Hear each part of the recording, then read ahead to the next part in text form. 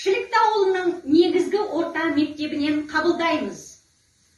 Құрметті отандастар, көк байрағы желбіреген, абыройлы да, айбынды, беделді де, берекелі, ынтымағы мен бірлігі жарасқан еліміздің тәуелсіздік күні құтты болсын. Мен қазақпын, биікпін, байтақ елмін.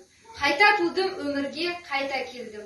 Мен мыңда бір тірілдім, мәңгі өлмеске, айта бергім келеді, айта бергім.